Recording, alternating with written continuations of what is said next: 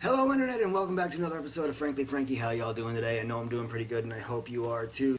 So I haven't been on YouTube a lot lately because I've been very busy, to be honest with you. But I also want to continue getting up videos to you guys as frequently as possible.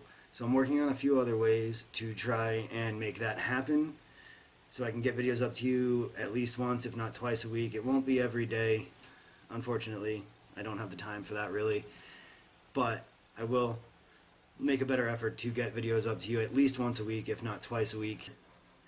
So now on to a couple of other things. The first thing I wanted to discuss with you guys is the video I put up about Professor Quirell. I actually have an answer to that question. I actually got the answer to that question shortly after filming and way before posting that video, but I decided to roll with it anyway because, like I said, it had been a while since I had put something up. So the answer to that question as to why everybody knew who Professor Quirell was is because prior to becoming the Defense Against the Dark Arts teacher, he was in fact the Muggle Studies teacher.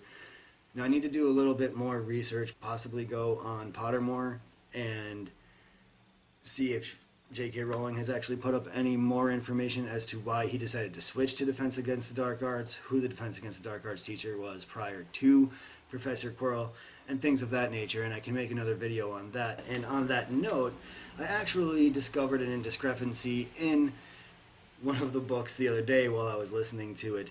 And this book in particular is Book 4, The Goblet of Fire. Towards the end of the book, there is a scene where Harry and Voldemort are dueling, and their wands connect, and it causes Voldemort's wand to regurgitate spells that it has done in the past, starting with the most recent. This is called Priori Incantatem, or the reverse spell effect.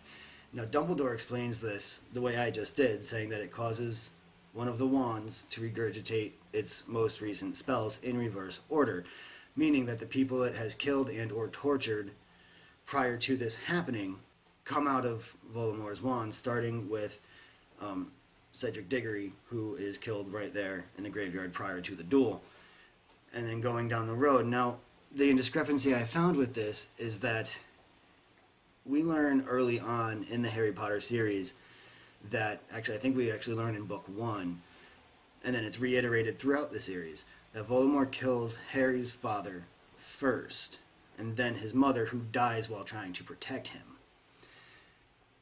But when Priori Incantatem happens, when the shades of Voldemort's victims are emerging from the wand, Harry's father comes out first,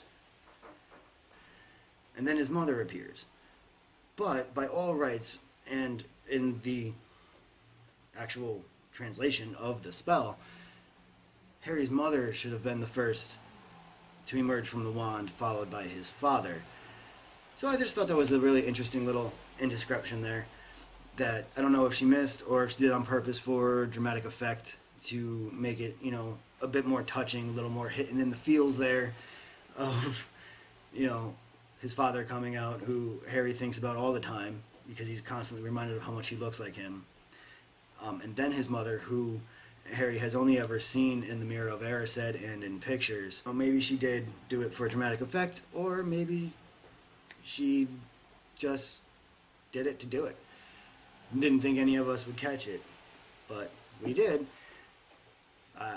So, anyway guys, that's just a little thing for you there. Like I said, I am going to try and get videos up to you more frequently, and I do apologize for my long leave of absence. I think it was close to 2 months at least, maybe longer.